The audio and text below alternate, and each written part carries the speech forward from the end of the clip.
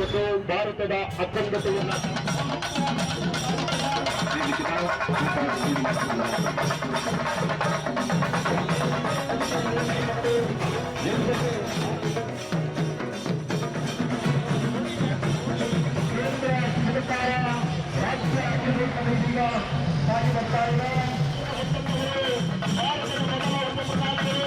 ನೆರವೇರ್ತಾ ಇದೆ. ಇದೀಗ ಕಾರ್ಯಕ್ರಮದ ಮತ್ತು ಕ್ರೀಡಾ ಇಲಾಖೆ ಜನಮಾನ್ಯ ಜನಪ್ರಿಯ ಸಂಸದರು, ಕರ್ನಾಟಕ ರಾಜ್ಯ ಸರ್ಕಾರದ ಮಾಜಿ ಸಚಿವ ವ್ಯಕ್ತಿ, ಭಾರತದ ಮೊದಲ ಉಪ ಪ್ರಧಾನಿ, ಭಾರತದ ಮೊದಲ ಪ್ರತಿಜ್ಞೆ ಮಾಡುತ್ತೇನೆ.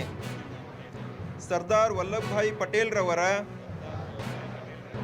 ದೂರದೃಷ್ಟಿ ಮತ್ತು ಕಾರ್ಯಕ್ಷಮತೆಯಿಂದ ಸಾಧಿಸಿದ ರಾಷ್ಟ್ರದ ಆಂತರಿಕ ಭದ್ರತೆಯನ್ನು ಖಾತ್ರಿಪಡಿಸಲು ನನ್ನನ್ನು ನಾನು ನನ್ನದೇ ಆದ ಕೊಡುಗೆಯನ್ನು ನೀಡುತ್ತೇನೆ ಎಂದು ಒಮ್ಮತದಿಂದ ಪ್ರತಿಜ್ಞೆ ಮಾಡುತ್ತೇನೆ.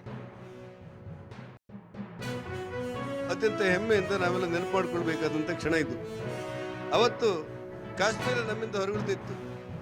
ಆದರೆ ಕಾಶ್ಮೀರದ ಸ್ಥಿತಿ ಹೇಗಿತ್ತು ಅಂತ ಕೇಳಿದರೆ ನಾವೆಲ್ಲ ಇವತ್ತು ಭಲೋ ಭಾರತ್ ಮಾತಾಕ್ಕೆ ಅಂತ ಹೇಳ್ತಾ ಇದ್ದೇವೆಲ್ಲ.